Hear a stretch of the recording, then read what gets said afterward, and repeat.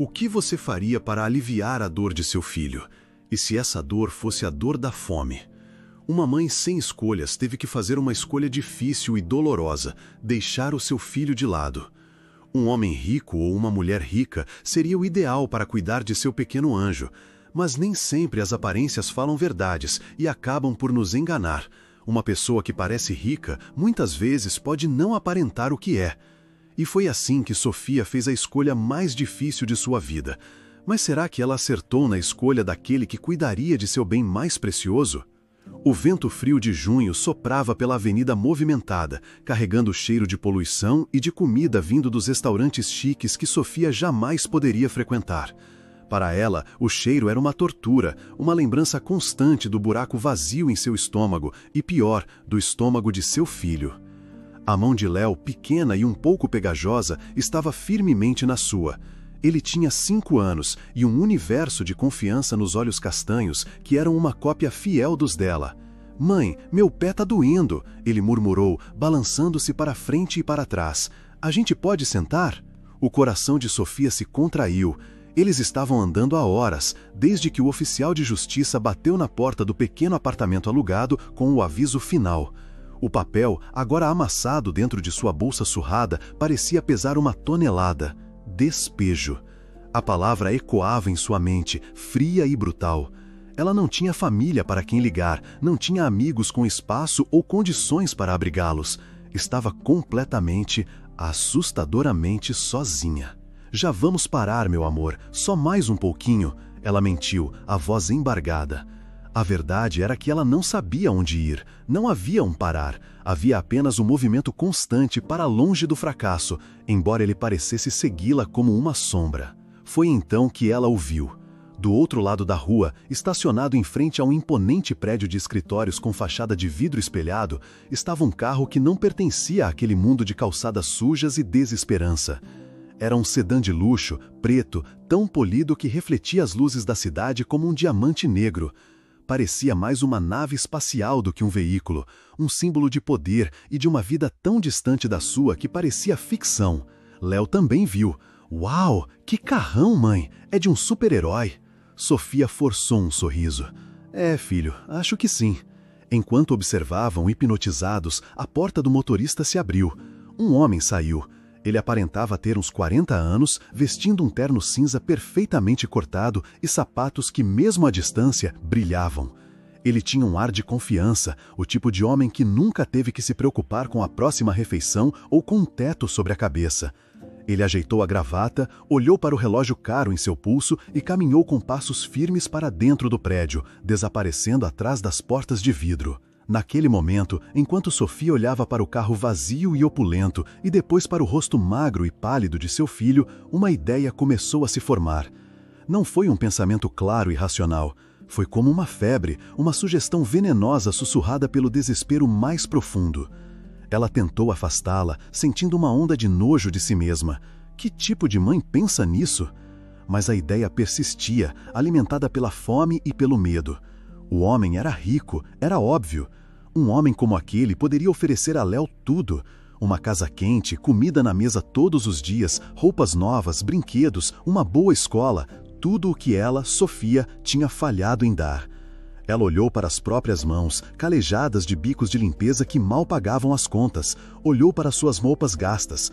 O que ela tinha para oferecer? Nada, além de um amor que, naquele momento, parecia inútil e insuficiente. "Mãe, tô com fome de verdade agora." A vozinha de Léo a puxou de volta, mais aguda e insistente. As lágrimas que ela vinha segurando finalmente romperam. Escorreram quentes por seu rosto frio, silenciosas e amargas. Ela se ajoelhou na calçada, sem se importar com os olhares dos passantes, e abraçou Léo com força. Ele era a única coisa boa em sua vida, a única luz. E por isso mesmo, talvez ela precisasse deixá-lo ir para um lugar onde essa luz pudesse brilhar de verdade e não se apagar ao seu lado na escuridão. O pensamento se solidificou, passando de uma sugestão horrível para um plano terrível e concreto. O homem do carro. Ele seria a salvação de Léo. Ele não sabia, mas o destino o havia colocado ali por um motivo. "Ele é rico", Ela sussurrou para si mesma, a frase se tornando um mantra para justificar o que estava prestes a fazer. Ele pode dar ao Léo tudo o que eu não posso. O abraço em seu filho se tornou mais apertado, quase desesperado. Era um abraço de despedida, embora o pequeno Léo, aninhado em seu peito, não pudesse imaginar. Ele apenas sentiu as lágrimas da mãe molhando seu cabelo e a abraçou de volta com toda a força de seus bracinhos de 5 anos, sussurrando: "Não chora, mamãe, eu te amo." E cada palavra de amor dele era mais uma faca se cravando no coração de Sofia. O "eu te amo" de Léo foi a bênção e a maldição que selou o destino de Sofia. A inocência daquelas palavras deu a ela a força para cometer o ato mais cruel de sua vida, tudo em nome do amor. Ela o ajudou a se levantar, limpando o rosto com as costas da mão. "Vem, meu filho, vamos achar um lugar mais quentinho para esperar." Ela o guiou para longe da avenida principal, encontrando um pequeno banco de praça, escondido atrás de alguns arbustos mal cuidados. A noite caía sobre a cidade, e as luzes dos prédios começaram a piscar, uma a uma, como estrelas indiferentes. O frio se intensificou. Sofia tirou seu próprio casaco fino e o enrolou em volta de Léo, que se aninhou em seu colo, tremendo um pouco. As horas se arrastaram com uma lentidão torturante. Cada minuto era uma guerra dentro da mente de Sofia. Uma parte dela gritava para que ela se levantasse, pegasse seu filho e fosse para um abrigo, para qualquer lugar, desde que ficassem juntos. Mas a outra parte, a voz fria e pragmática nascida do desespero, mostrava-lhe a imagem do carro de luxo, da promessa de uma vida estável para Léo. A fome de seu filho, que agora dormia um sono agitado em seus braços, era o argumento final. O estômago dele roncava baixinho, e cada som era uma acusação contra ela. Com os dedos trêmulos, ela vasculhou sua bolsa. Encontrou um guardanapo de papel, amassado, de uma lanchonete onde compraram um pão de queijo 2 dias antes. Foi a última vez que comeram algo substancial. Encontrou também uma caneta esferográfica barata. A tinta falhou no início. Ela rabiscou em sua própria mão, o coração batendo descontroladamente no peito. O que se escreve em um momento como esse? Como resumir uma vida de amor e um momento de fracasso total em um pedaço de papel? As lágrimas voltaram a cair, manchando o guardanapo enquanto ela escrevia. "Por favor, me perdoe. Eu não sei quem o Senhor é, mas vi que é um homem bom e de posses. Eu não tenho nada para oferecer ao meu filho, nem mesmo um teto ou comida. O nome dele é Léo, ele é a coisa mais preciosa do mundo. Ele adora histórias de dinossauros e tem medo do escuro. Por favor, cuide dele. Dê a ele a vida que eu não posso dar. Eu o amarei para sempre, e é por amá-lo tanto que estou fazendo isso. Perdoe-me." Ela não assinou. Ela não era ninguém, apenas uma mãe que havia falhado. Dobrou o guardanapo com cuidado e o segurou na mão, o papel agora úmido e frágil. Horas depois, quando as ruas já estavam mais vazias e o sono de Léo era profundo, ela viu. O homem estava voltando para o carro. Mas algo estava diferente. A postura confiante havia desaparecido, seus ombros estavam caídos, a cabeça baixa. Ele parecia um homem carregando o peso do mundo. Ele chegou perto do carro, mas parou. Seu celular tocou. Sofia prendeu a respiração, observando das sombras da praça. O homem, Heitor, atendeu ao telefone. A conversa foi curta, mas a transformação em seu rosto foi devastadora. Ele passou a mão livre pelo cabelo, um gesto de pura angústia. Ele deu as costas para o carro e andou alguns passos, falando em voz baixa e tensa. Mesmo à distância, Sofia podia sentir a derrota emanando dele. Para ela, parecia um negócio que deu errado, uma frustração de milionário. Ela não podia imaginar que aquela ligação era a pá de cal em sua última esperança, a negação final do empréstimo que poderia salvar o que restava de sua vida. Distraído e arrasado, Heitor terminou a ligação e, por puro hábito e exaustão, apertou o botão na chave para destravar o carro, mas se afastou mais um pouco, apoiando a cabeça contra um poste de luz, como se precisasse de um momento para absorver o golpe. A porta estava destrancada. Era agora ou nunca.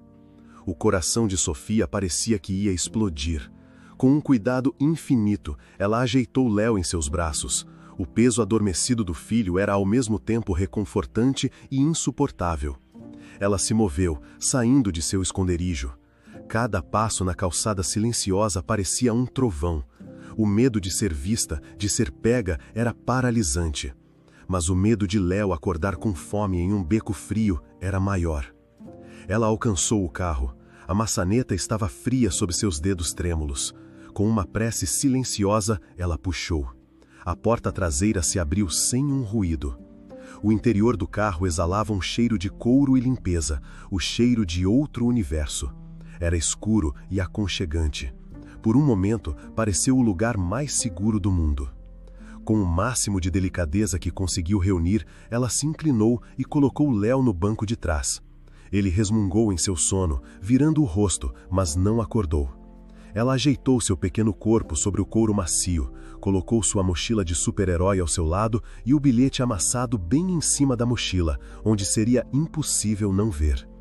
Ela hesitou por uma fração de segundo. Sua mão pairou sobre o rosto dele. Ela queria gravar cada detalhe, a curva de seus cílios, a pequena pinta acima de sua sobrancelha, a forma como seus lábios se entreabriam ao respirar. Inclinou-se e deu um último, único e suave beijo na testa quente de seu filho. O cheiro dele, uma mistura de infância e do sabonete barato que usavam, a inundou, e ela teve que morder o próprio lábio com força para não soluçar e acordá-lo. "Eu te amo, meu filho, mais que tudo", ela sussurrou, a voz tão baixa que era apenas um sopro de ar. Então, ela fechou a porta. O clique suave foi o som mais alto e definitivo que já ouvira. Foi o som de sua vida se partindo em duas. Sem se permitir um segundo olhar, Sofia se virou e correu. Correu como se fugisse de um monstro, mas o monstro estava dentro dela. Ela não olhou para trás. Mergulhou na primeira viela escura que encontrou e continuou correndo, as lágrimas cegando sua visão, até que suas pernas cederam e ela se tornou apenas mais uma sombra engolida pela escuridão da cidade. Heitor empurrou o corpo para longe do poste de luz, sentindo como se seus ossos fossem feitos de chumbo. A voz do gerente do banco, falsamente polida e cheia de um pesar ensaiado, ainda ecoava em seu ouvido. "Sinto muito, Heitor. O conselho analisou. O risco é muito alto. Sem novas garantias, é impossível." Impossível. A palavra final. O último prego no caixão de sua vida anterior. Ele olhou para o terno que vestia. Era uma casca vazia, o uniforme de um homem que ele não era mais. O tecido italiano, que antes parecia uma segunda pele, agora o sufocava. Ele era um fantasma assombrando as roupas de um homem rico. Ele finalmente abriu a porta do carro, o movimento automático e cansado. O interior, que por tantos anos fora seu santuário de sucesso e poder, agora parecia uma jaula de luxo, um lembrete zombeteiro de tudo o que havia perdido. Aquele carro era um dos últimos vestígios de seu império desmoronado. Em breve, os credores o levariam também. Não restaria nada. Nem a empresa, nem a cobertura com vista para a cidade, nem os amigos, que só existiam enquanto o dinheiro fluía. Apenas dívidas e a vergonha esmagadora do fracasso. Ele girou a chave. O motor não rugiu com a potência de antes. Pareceu despertar com um gemido, um ronco pesado e doloroso, como o de um grande animal ferido de morte. Combinava perfeitamente com o estado de sua alma. Suas mãos seguraram o volante de couro. Para onde ir? A pergunta era uma piada de mau gosto. Não havia para onde ir. Ele fora despejado de seu apartamento na semana anterior e vinha dormindo no próprio carro há 2 noites, estacionando em ruas escuras e rezando para que nenhuma viatura policial batesse em seu vidro. O empréstimo do banco era a última, finíssima linha de esperança, a tábua de salvação que poderia lhe dar fôlego para tentar recomeçar, e ela acabara de ser puxada. Seus pensamentos não se voltaram para um abrigo, para um pedido de ajuda humilhante. Sua mente, exausta de lutar, buscou o caminho mais curto para o silêncio, para o fim da dor, da humilhação, da cobrança em seus próprios olhos cada vez que se olhava no espelho. Uma imagem se formou, clara e nítida, uma imagem que ele vinha rechaçando há semanas, a longa e alta ponte que cruzava a baía, conectando as duas partes da cidade. À noite, ela era uma serpente de concreto e aço, salpicada de luzes, elevando-se sobre as águas escuras e profundas. Para a maioria, era apenas uma via. Para Heitor, naquela noite, ela se tornou um destino, uma travessia final. Ele engatou a marcha e acelerou, os pneus cantando suavemente no asfalto. Ele não dirigia com fúria, mas com uma calma assustadora, uma resignação gélida. As ruas da cidade passavam por ele como um borrão. Os semáforos, as vitrines, os rostos das pessoas, nada registrava. Seus olhos estavam fixos à frente, na direção da ponte que já podia ser vista ao longe, seu arco imponente recortado contra o céu noturno. Talvez fosse a única forma de dar um ponto final em todo o sofrimento. Um mergulho e tudo acabaria. A pressão, a vergonha, o vazio. Ele pensou em sua ex-mulher, que o deixou quando os primeiros sinais da crise apareceram. Pensou nos sócios que o abandonaram. Não havia ninguém para se despedir, ninguém que sentiria sua falta. Ele era uma ilha e a maré estava subindo rapidamente. O carro ganhava velocidade, subindo a rampa de acesso à ponte. O vento assobiava do lado de fora. O coração de Heitor não estava acelerado, estava estranhamente calmo. A decisão estava tomada. Faltavam poucos metros para alcançar o ponto mais alto, o local perfeito. Ele já podia sentir o gosto salgado do ar do mar, o chamado do abismo. Foi quando, rompendo o silêncio fúnebre do carro e de sua mente, um som o atingiu. Foi um som pequeno, quase imperceptível, um pequeno resmungo. Heitor franziu a testa. Teria sido o vento? Um ruído do motor? Sua mente exausta pregando-lhe peças? Ele tentou ignorar, focando novamente na estrada, no guarda-corpo de metal que passava cada vez mais rápido ao seu lado. Estava quase lá. Então, o som veio de novo, um pouco mais claro, um murmúrio suave, o som de uma criança se mexendo no sono. Não era o vento, não era o motor, era um som de vida, e vinha de dentro do carro. O instinto foi mais rápido que o pensamento. O pé de Heitor afundou no freio com uma força que ele não sabia que possuía. Os pneus do sedã de luxo, projetados para uma aderência perfeita, gritaram em protesto contra o asfalto da ponte. O carro derrapou, o corpo de Heitor foi jogado para a frente, salvo pelo cinto de segurança que travou com um estalo seco. Atrás dele, uma buzina furiosa soou, de um carro que por pouco não colidiu com sua traseira. Por um momento, o mundo foi apenas o som de seu próprio coração, um tambor descontrolado e selvagem no peito. O silêncio calmo e mortal de segundos antes fora estilhaçado. O que foi aquilo? Sua mente em pânico correu por cenários absurdos. Ele estava alucinando? O estresse finalmente o levara à loucura? Com a mão tremenda, ele apertou o botão da luz interna. Uma luz suave e amarelada inundou a cabine, revelando o couro impecável, o painel de madeira polida e uma pequena forma encolhida no banco de trás. Heitor se virou de supetão, o pescoço estalando com um movimento brusco. Não era uma alucinação. Lá, dormindo pacificamente, como se estivesse no berço mais seguro do mundo, estava um menino. Um garotinho de cabelo escuro e bochechas coradas pelo sono. Ao seu lado, uma pequena mochila azul com o desenho de um super-herói desbotado. E em cima da mochila, um pedaço de papel dobrado, um guardanapo. O ar pareceu ser sugado para fora do carro. Heitor encarou a criança, incrédulo. Como? Quando? Sua mente voltou para o momento em que estacionou em frente ao seu antigo escritório, para a ligação devastadora. Ele se lembrava de ter se afastado do carro. Teria ele o deixado destrancado? Com o corpo pesado, como se movesse debaixo d'água, ele esticou o braço para trás e pegou o guardanapo. Suas mãos, que antes seguravam o volante com uma calma resignada, agora tremiam tanto que ele mal conseguia desdobrar o papel frágil. Ele leu as palavras, a caligrafia irregular e manchada de lágrimas. Por favor, me perdoe. O nome dele é Léo. Cuide dele. Dê a ele a vida que eu não posso dar. Heitor leu a nota 1, 2, 3 vezes. E então, um som escapou de sua garganta. Não foi um soluço de tristeza, mas um riso. um riso seco, oco e desprovido de qualquer alegria. Era o som do desespero colidindo com a ironia mais cruel e amarga que se possa imaginar. A vida que ele não podia dar. Ele, Heitor, um homem que 2 minutos antes estava prestes a se atirar de uma ponte porque sua vida havia acabado. Um homem que não tinha um teto, que não sabia o que comeria no dia seguinte, que estava afogado em dívidas e vergonha. Aquele menino, deixado em seu carro como um bilhete de loteria premiado, não tinha a menor ideia de que tinha sido entregue a um homem que já havia se entregado, que tinha perdido tudo, inclusive a vontade de viver. A mãe da criança, quem quer que fosse, olhou para o carro, para o terno, para a fachada de um sucesso que já não existia e viu um salvador. Ela viu a solução para seus problemas, a garantia de um futuro brilhante para seu filho. E no ato mais desesperado de amor materno, ela entregou seu tesouro a um fantasma.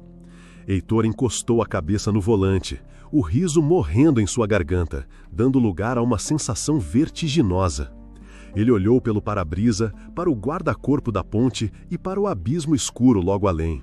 Aquele era seu plano, sua saída.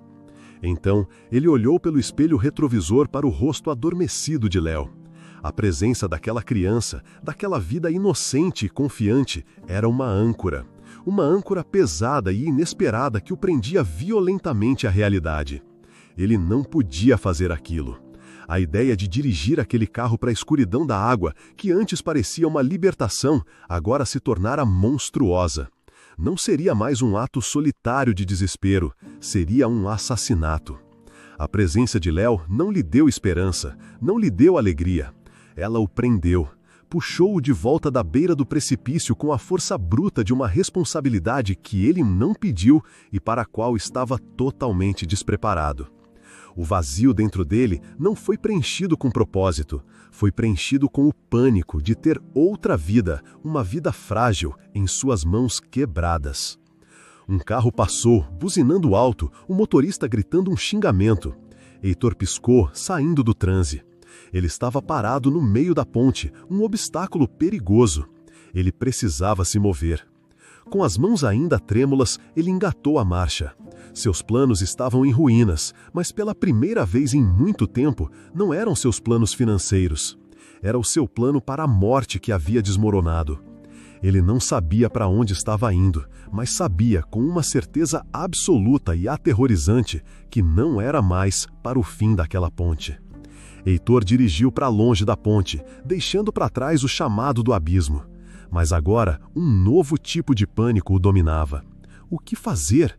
Ele saiu da via principal e estacionou em uma rua residencial escura e silenciosa.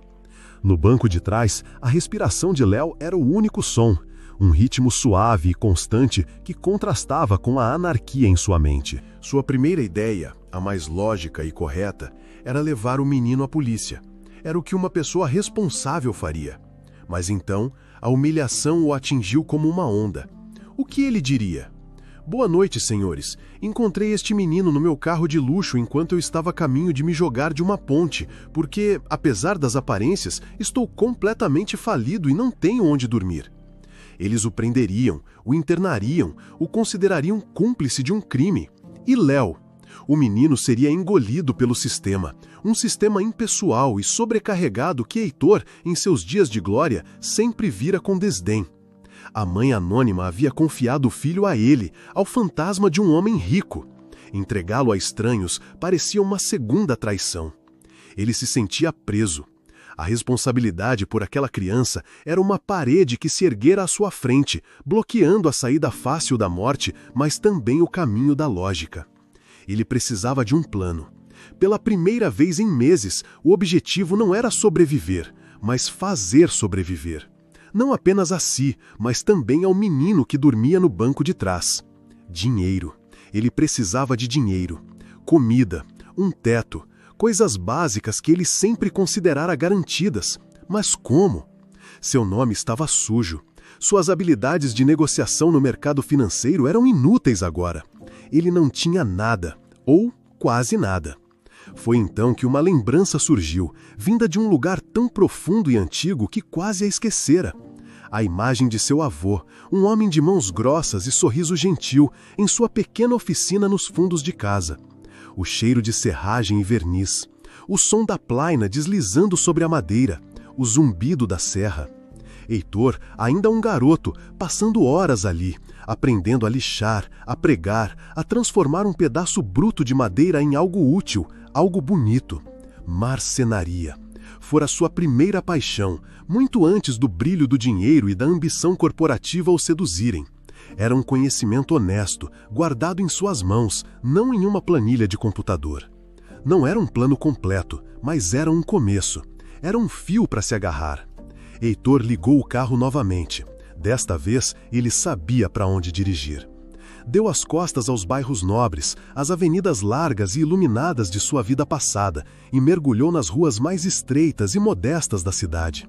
Os bairros operários, lugares que ele só conhecia pela janela do carro, a caminho do aeroporto. Depois de quase 1 hora rodando, ele viu. Era uma oficina de esquina, pequena, com a pintura desbotada. Na porta de madeira, uma placa torta anunciava Concertos de Móveis Antunes, e abaixo, escrita à mão em um pedaço de papelão, a frase que fez seu coração dar um salto: Precisa-se de ajudante. Ele estacionou o sedã preto, que parecia uma aberração naquela rua simples. Olhou para o menino, que começava a se mexer. Era a hora. Com o estômago revirado, ele saiu, abriu a porta de trás e tocou suavemente o ombro de Léo. Ei, campeão, acorda, chegamos. Léo abriu os olhos, confuso, assustado. Mãe? Ele sussurrou, a voz sonolenta. A palavra atingiu Heitor com força. Sua mãe teve que fazer uma viagem. Ela me pediu para cuidar de você por um tempo. Ele improvisou, a mentira pesando em sua língua.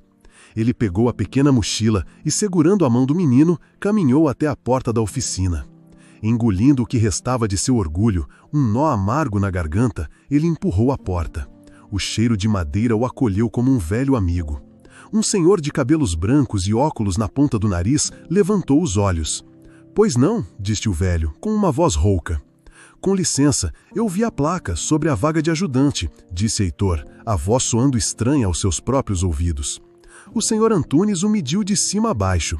Olhou para o terno caro, embora amassado, para os sapatos que um dia foram elegantes e para o carro de luxo estacionado do lado de fora. Uma sobrancelha branca se arqueou em desconfiança. Ajudante? Um homem como o senhor? Isso é piada. Heitor sentiu o rosto queimar. A velha arrogância quis responder, mas ele a esmagou. Ele não era mais aquele homem. Senhor, as aparências enganam. Eu perdi tudo. Esse terno e aquele carro são as últimas coisas que me restam, e logo não os terei mais. Eu preciso de um trabalho. Ele fez uma pausa, olhando para a própria mão segurando a de Léo. Eu preciso muito de um trabalho. Eu sei trabalhar com madeira, meu avô me ensinou, e eu preciso cuidar dele. Heitor apertou levemente a mão de Léo, que se escondeu atrás de sua perna, olhando para o velho com seus grandes olhos castanhos. Antunes ficou em silêncio por um longo momento. Seu olhar desconfiado se suavizou um pouco ao pousar no menino. Ele viu o terno caro e o carro de luxo, mas também viu a verdade nua e crua nos olhos de Heitor. Não era a ganância de um homem rico querendo um passatempo, era o desespero de um homem no fundo do poço. Você pega pesado? Não tem medo de suor? Perguntou Antunes, o tom ainda cético. Não, senhor. O pagamento é pouco, mal dá para viver. É mais do que eu tenho agora, respondeu Heitor com sinceridade total. Antunes suspirou, um longo e cansado suspiro. Ele coçou a cabeça branca. Está bem, pode começar amanhã, 8 da manhã, sem atrasos, e venha com uma roupa mais apropriada. Ele olhou para Léo. E o garoto pode ficar, desde que não atrapalhe. Um alívio tão intenso percorreu Heitor que suas pernas fraquejaram. Obrigado, senhor, muito obrigado. O senhor não vai se arrepender. Antunes apenas resmungou um "vamos ver" e voltou a lixar sua cadeira, como se o assunto estivesse encerrado. Para ele, era apenas mais um dia. Para Heitor, era o primeiro dia do resto de sua vida. Os primeiros meses foram brutais. As mãos de Heitor, acostumadas a canetas de luxo e telas de smartphones, logo ficaram cobertas de bolhas, que depois se transformaram em calos grossos e permanentes. Seus músculos, atrofiados por anos de vida sedentária em escritórios, protestavam com uma dor ardente ao final de cada dia. Ele vendeu o sedã de luxo por uma fração de seu valor, o suficiente para dar entrada no aluguel de um minúsculo apartamento de 2 cômodos em cima de uma padaria, a poucas quadras da oficina. O terno caro foi trocado por calças jeans e camisetas simples, compradas em uma loja de departamento. Cada sacrifício, cada pedaço de sua antiga vida que ele deixava para trás, era ao mesmo tempo uma humilhação e uma libertação. Léo, por sua vez, era uma sombra silenciosa. Nos primeiros dias, ele se sentava em um canto da marcenaria, abraçado à sua mochila, observando tudo com olhos grandes e assustados. Todas as noites, ele perguntava por sua mãe, e todas as noites, Heitor repetia a mesma mentira gentil, uma mentira que feria sua própria alma. Ela te ama muito, Léo. Ela precisou viajar para um lugar distante para trabalhar, mas pediu que eu cuidasse de você até ela voltar. Aos poucos, a poeira da marcenaria começou a assentar não só nas roupas, mas também em suas almas. O cheiro constante de madeira e o ritmo do trabalho manual tornaram-se a nova normalidade. Léo começou a se aventurar para fora de seu canto, pegando pedaços de madeira para construir pequenos fortes e animais disformes. Heitor, sob o olhar atento e inicialmente cético de Antunes, redescobriu a linguagem da madeira. A precisão de um corte, a suavidade de uma superfície lixada, a força de uma junta bem feita. Havia uma honestidade naquele trabalho que o mundo dos negócios jamais lhe oferecera.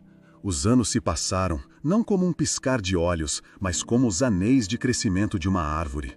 Cada um uma camada de experiência, de trabalho duro, de dias bons e ruins.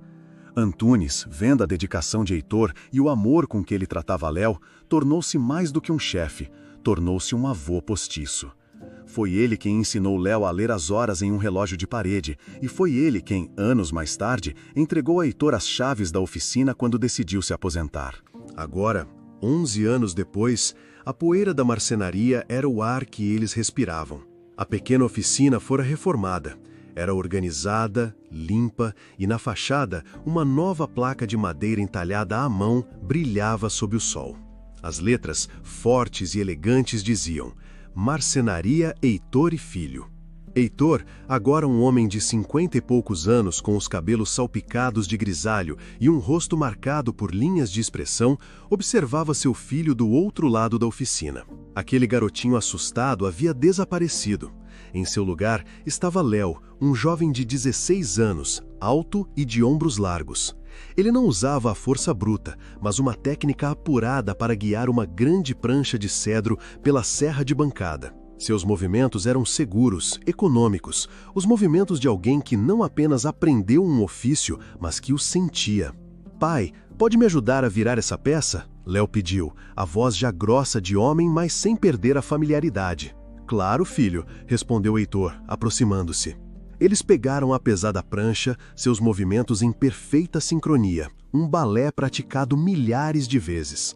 Não precisavam de muitas palavras, um olhar, um aceno de cabeça. Eles se entendiam. A junta para a estante da Dona Elvira, disse Léo, mais para si mesmo do que para Heitor. Quero que fique perfeita. Ela disse que vai colocar os livros do falecido marido ali. Heitor sorriu, um sorriso genuíno que alcançava seus olhos. Ele se lembrava de um tempo em que sua maior preocupação era o fechamento da bolsa de valores. Agora, sua satisfação vinha de um encaixe perfeito, de um móvel bem acabado, da confiança de uma cliente viúva. Ele nunca fora tão pobre em sua vida e nunca se sentira tão rico. A paz que o dinheiro nunca lhe dera, ele encontrou no trabalho honesto e no amor incondicional que sentia por aquele rapaz que o salvara sem saber. Vai ficar perfeita, garantiu Heitor, colocando a mão no ombro de Léo. Suas mãos já estão melhores que as minhas. Léo deu um sorriso tímido. Aprendi com o melhor. Eles não tinham muito. O pequeno apartamento, a comida simples na mesa, as roupas de trabalho, mas eles tinham um ao outro. Tinham o respeito da vizinhança, o orgulho de seu ofício e uma vida digna, construída literalmente com o próprio suor, serragem e amor. O fantasma do homem de terno na ponte havia sido enterrado sobre uma montanha de aparas de madeira, e em seu lugar nascera um pai. Enquanto Heitor e Léo construíam uma vida sobre os alicerces de madeira e suor, Sofia travava uma guerra em uma frente completamente diferente. Seu campo de batalha não eram as pranchas de pinho, mas os corredores polidos de uma grande loja de departamentos. Hoje, Sofia era a gerente, uma mulher de postura impecável, cabelos presos em um coque elegante e um olhar afiado que não perdia nenhum detalhe. Ela comandava reuniões, analisava planilhas de vendas e liderava uma equipe de dezenas de funcionários com uma eficiência que beirava o implacável. Era respeitada, um pouco temida e, para todos os efeitos, a imagem do sucesso. Mas, assim como o terno de Heitor 11 anos antes, sua aparência era uma fachada, um disfarce construído com tijolos de dor e cimento de arrependimento. Sua jornada de volta do abismo havia sido longa e árdua. Após abandonar Léo, ela passou semanas em um torpor de luto e culpa, vagando pela cidade, dormindo em albergues quando conseguia alguns trocados ou em bancos de praça quando não conseguia. A fome era uma companheira constante. Ela quase se entregou, quase se deixou desaparecer. Mas uma imagem a mantinha de pé, a imagem de um dia ser digna de reencontrar seu filho. Ela não poderia procurá-lo como a mendiga que era, ela precisava se reerguer. O primeiro passo foi o mais humilde, um emprego como faxineira no turno da noite em um prédio comercial. Esfregando o chão de escritórios luxuosos, exatamente como aquele em que o homem do carro havia entrado, ela sentia a ironia como um gosto amargo na boca. Mas ela não se limitou a limpar, ela observava, ela ouvia. Com uma inteligência que a vida nunca lhe dera a chance de usar, ela começou a entender a dinâmica daquele mundo. A determinação era seu combustível. Ela economizou cada centavo. Fez um curso supletivo para terminar o ensino médio. Foi notada por uma supervisora quando sugeriu uma maneira mais eficiente de organizar o estoque de material de limpeza, economizando tempo e dinheiro. Aquele pequeno ato de iniciativa foi sua porta de saída. Promovida a estoquista na loja de departamentos onde a empresa de limpeza prestava serviço. Depois, vendedora. Depois, líder de setor.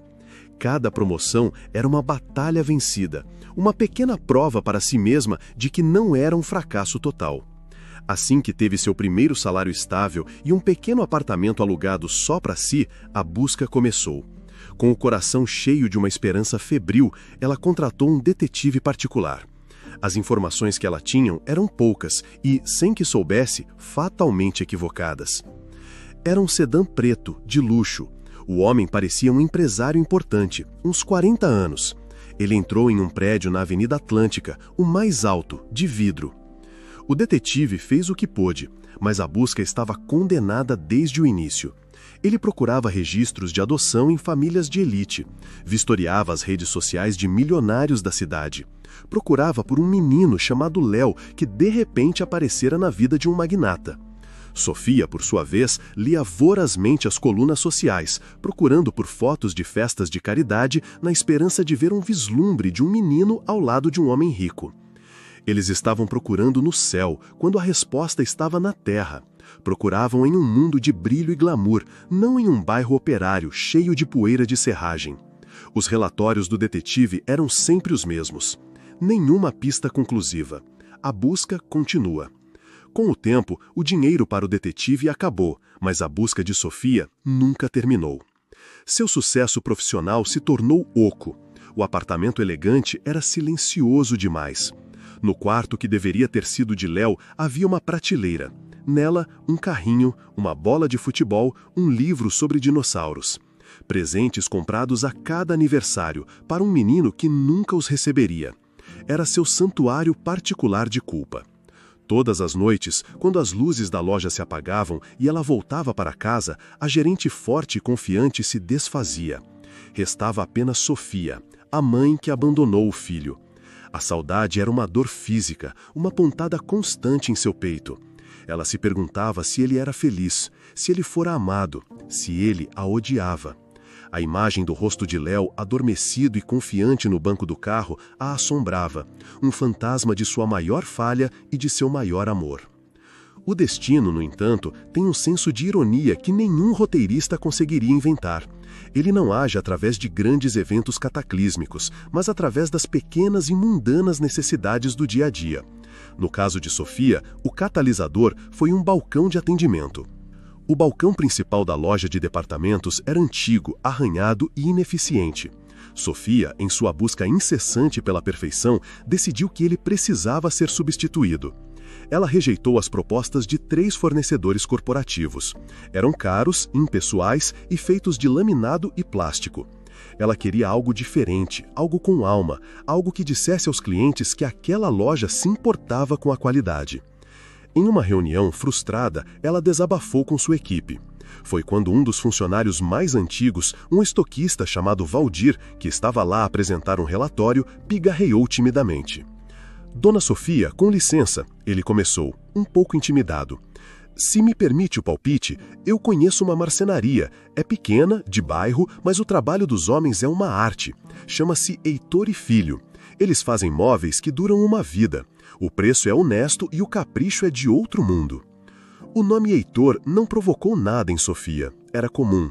A ideia de contratar uma pequena oficina de bairro para um projeto daquela magnitude era arriscada, mas a palavra arte e capricho a intrigaram. Traga-me o portfólio deles, Valdir, ela ordenou, o tom mais suave do que o normal. No dia seguinte, Valdir lhe entregou uma pasta simples. Dentro, fotos nítidas de cozinhas planejadas, estantes robustas, mesas de jantar que pareciam ter sido feitas para reis. O trabalho era impecável. A beleza e a solidez saltavam das fotografias. O orçamento que veio junto era, surpreendentemente, 20% menor do que o das grandes empresas. A decisão foi tomada. Mas Sofia não era mulher de delegar algo tão importante.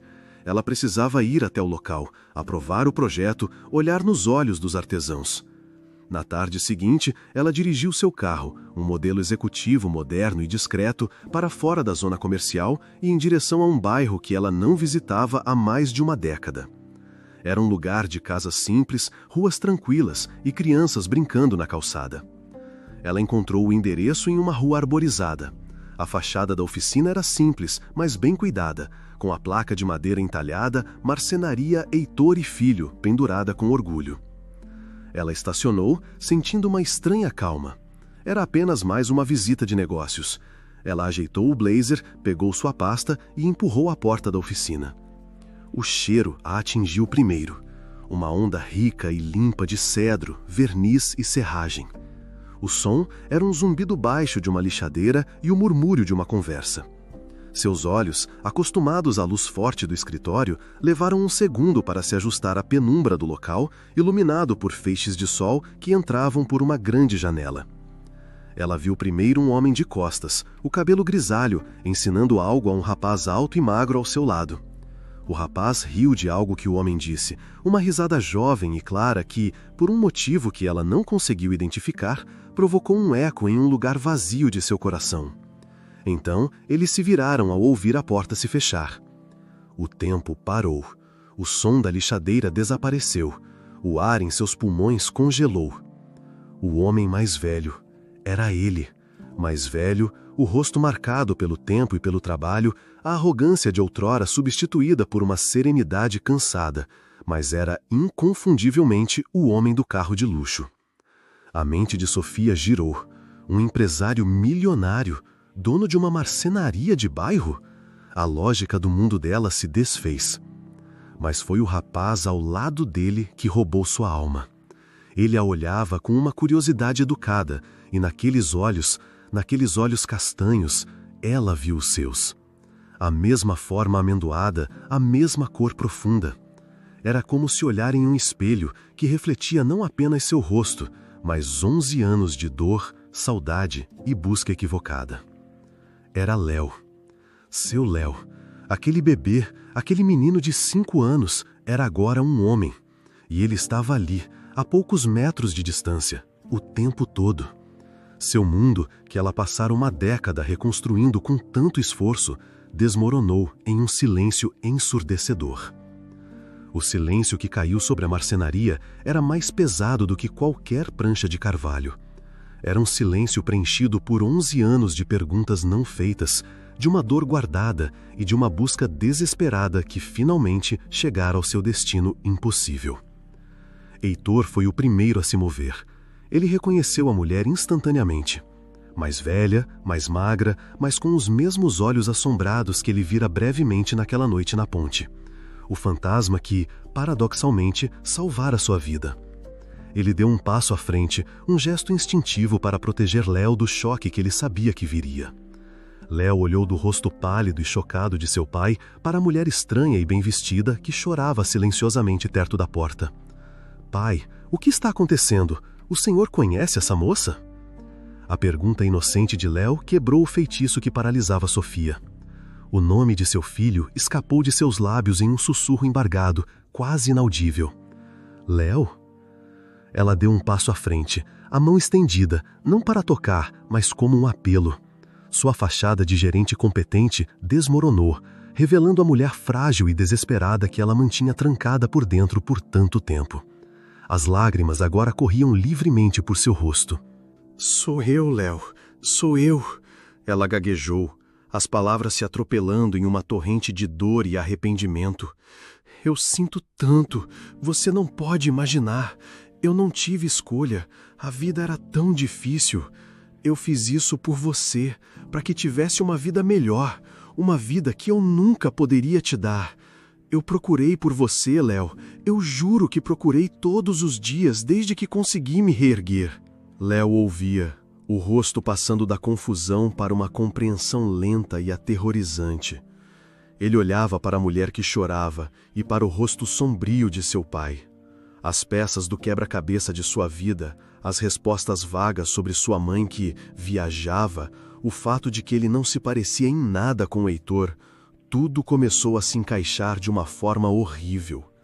Aquela mulher era ela, a mãe que o deixara. O reencontro não foi como nos filmes. Não houve abraços nem lágrimas de alegria. Quando Sofia deu mais um passo tentando se explicar, Léo a interrompeu. Ele não gritou. Sua voz, quando veio, era assustadoramente calma, desprovida de qualquer emoção. Era fria, como o aço de uma plaina no inverno. "Onde você esteve?" A pergunta simples pairou no ar, cortando a torrente de desculpas de Sofia. Ela abriu a boca para responder, mas ele continuou, cada palavra uma pedra atirada contra o castelo de justificativas que ela construíra. "Você me deixou. Em um carro, com um bilhete." A voz dele continuava baixa, mas carregada com o peso de uma vida inteira sentindo-se abandonado. 11 anos. Eu contei, sabe? Todos os aniversários. Eu me perguntava se você voltaria. Depois, parei de me perguntar. Ele ergueu o queixo, e pela primeira vez, Sofia viu não o seu menino, mas um estranho, um jovem forjado na sua ausência. "Você queria que eu tivesse uma vida melhor?" ele disse, um sorriso sem humor tocando seus lábios. "Eu tenho uma vida boa. Ele," Léo apontou com a cabeça para Heitor, "me deu uma vida.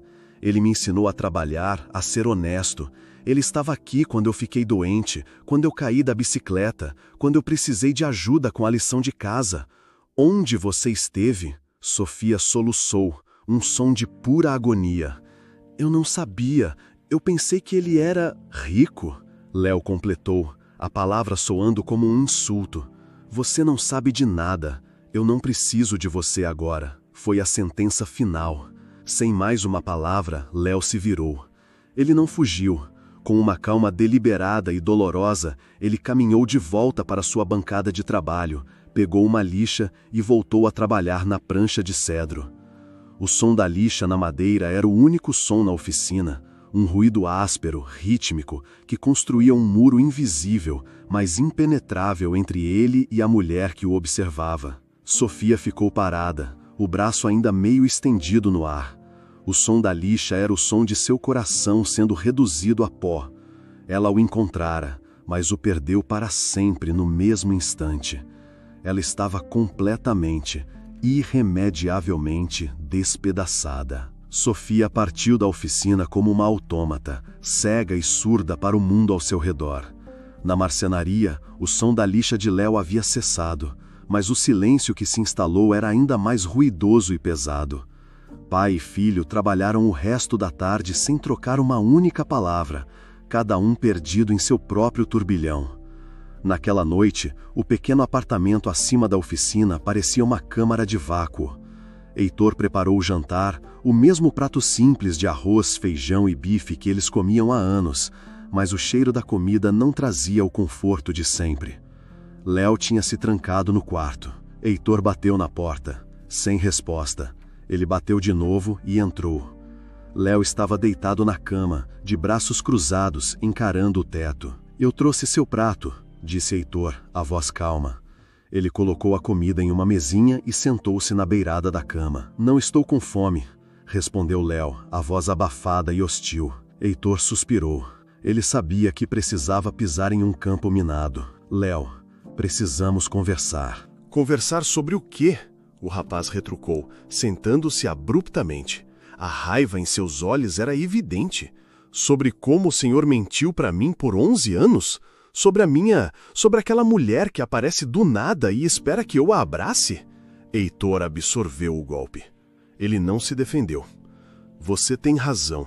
Tem todo o direito de estar com raiva de mim. Eu deveria ter lhe contado a verdade antes. Eu só queria te proteger. E talvez eu tenha errado." A admissão desarmou um pouco da fúria de Léo, que o encarou surpreso.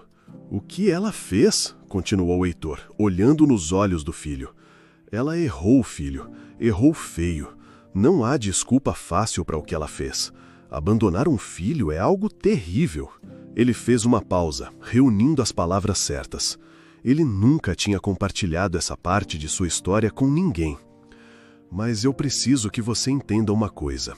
As pessoas, às vezes, chegam a um lugar tão escuro, um desespero tão profundo, que a mente delas para de funcionar direito. O medo e a falta de esperança fazem as pessoas cometerem erros terríveis, erros que elas passam o resto da vida se arrependendo." Heitor olhou para as próprias mãos, as mãos calejadas de um marceneiro. Ela olhou para o meu carro, para o meu terno, e pensou que eu era um príncipe que poderia te salvar. O que ela não podia imaginar era que ela estava entregando o filho para um homem que, na verdade, estava a poucos minutos de acabar com a própria vida. Léo arregalou os olhos. "O quê?" "Naquela noite, eu tinha perdido tudo. A empresa, o dinheiro, o apartamento. Eu estava dirigindo para aquela ponte para pular. Eu não via outra saída. A confissão saiu com dificuldade, como se removesse uma farpa encravada em sua alma por mais de uma década. O seu resmungo no banco de trás, o seu bilhete, vocês me pararam. Você me salvou, Léo. Naquela noite, nós dois estávamos no fundo do poço. A diferença é que ela achou que estava te empurrando para cima e não para baixo, junto comigo." O quarto ficou em um silêncio profundo. A raiva de Léo começou a se dissolver, substituída por um choque e uma emoção que ele não conseguia nomear. O homem que ele via como a rocha de sua vida, seu pilar de força, também já havia sido um homem quebrado. "Ela não merece o seu perdão, talvez", disse Heitor, a voz embargada. "Mas o rancor que você guarda aí dentro, essa raiva, ela é um veneno. Ela só vai machucar uma pessoa no final, você. Ficar com raiva dela é como segurar uma brasa quente esperando para jogar em alguém. No fim, quem se queima é você." Heitor colocou a mão no ombro de Léo. "Perdoar não é esquecer o que ela fez, filho. Nunca se esquece algo assim. Perdoar é se libertar, é soltar a brasa, é decidir que você não vai mais carregar esse peso pelo resto da sua vida." O conselho do homem que o criara, que o salvara e que agora ele sabia também fora salvo por ele, pesou no coração de Léo. As lágrimas que ele se recusara a derramar na frente de Sofia agora brotaram em seus olhos. Eram lágrimas não apenas de dor pelo abandono, mas de uma compreensão súbita e avassaladora do sacrifício, da fraqueza humana e do amor complexo que o ligava àquelas duas pessoas. Ele não disse nada, mas se inclinou para a frente, abraçando Heitor com força. E naquele abraço, o muro de gelo em seu coração começou a apresentar suas primeiras finas rachaduras. A reconciliação não aconteceu da noite para o dia. Ela foi um processo lento, meticuloso e por vezes doloroso, como o trabalho de um artesão restaurando uma peça de antiguidade valiosa e danificada. Não se pode apressar a cura. Após a conversa com Heitor, Léo continuou distante, mas a raiva glacial em seu olhar foi substituída por uma confusão silenciosa. Ele estava processando. Uma semana depois, Sofia voltou. Ela não entrou na oficina, não tentou forçar uma conversa, apenas parou na porta, segurando uma garrafa térmica. Seus olhos encontraram os de Heitor por um instante, e ela disse em voz baixa para que apenas ele ouvisse: "Eu trouxe café." Ela deixou a garrafa em uma bancada vazia perto da entrada e foi embora. Ela fez isso 2 vezes por semana. Às vezes trazia café, outras vezes um bolo simples da padaria. Eram oferendas de paz, gestos humildes que não pediam nada em troca. Léo a ignorava ostensivamente, mantendo-se de costas, concentrado em seu trabalho. Mas ele via. E ouvia as conversas curtas e respeitosas entre ela e Heitor, que sempre agradecia com uma dignidade serena. O gelo começou a derreter em um sábado à tarde. Léo estava trabalhando em um encaixe complexo, uma junta a rabo de andorinha, e a madeira não cedia. Frustrado, ele forçou a peça e uma pequena lasca se soltou. Ele praguejou baixinho. Sofia, que observava da porta, como sempre, hesitou e depois falou, a voz tímida: "Talvez, se você lixar um pouco a parte de dentro, só um fio, em vez de forçar a entrada," ela sugeriu.